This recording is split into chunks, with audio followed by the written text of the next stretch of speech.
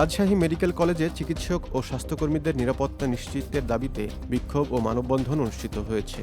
সোমবার 18 মে বেলা 12টায় 250 শয্যা বিশিষ্ট শরীয়তপুর সদর হাসপাতালের emergency medical officer doctor Mohammad Nasir Islam সহ কর্তব্যরত নার্স, কর্মচারী ও আনসার সদস্যদের উপর বর্বরোচিত হামলার প্রতিবাদে এই কর্মসূচির আয়োজন করে doctors association of Bangladesh.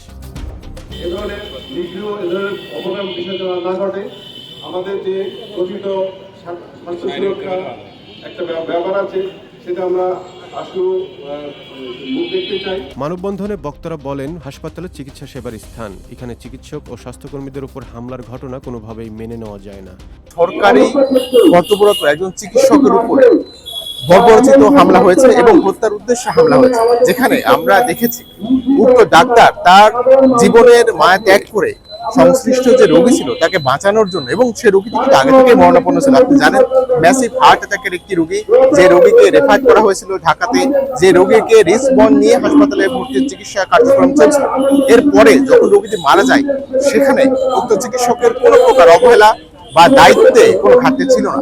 Doctors association of Bangladesh ড্যাব সবসময় চিকিৎসকদের পাশে ছিল, এবং তারই ধারাবাহিকতায় আমরা আজকে এই ঘটনার প্রতিবাদের জন্য আজকের মানববন্ধন করছি। এবং বিভিন্ন সময় বাংলাদেশে বিভিন্ন জায়গায় দেখা যাচ্ছে যে কোনো কিছু ঘটলেই তার জন্য ডাক্তার দায়ী, রোগী মারা গেলেই ডাক্তার দায়ী।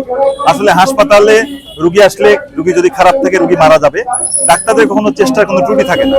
হামলার ঘটনায় জড়িতদের দ্রুত গ্রেপ্তার ও দৃষ্টান্তমূলক শাস্তির দাবি জানান তারা।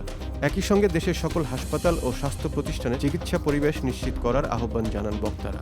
বিক্ষোভে অংশগ্রহণকারী চিকিৎসকরা বলেন, চিকিৎসক, নার্স ও স্বাস্থ্যকর্মীদের নিরাপত্তা নিশ্চিত না হলে সেবার মান ব্যাহত হবে। তারা অবিলম্বে স্বাস্থ্য খাতে কর্মরতদের নিরাপত্তা নিশ্চিতে কার্যকর পদক্ষেপ গ্রহণের দাবি জানান।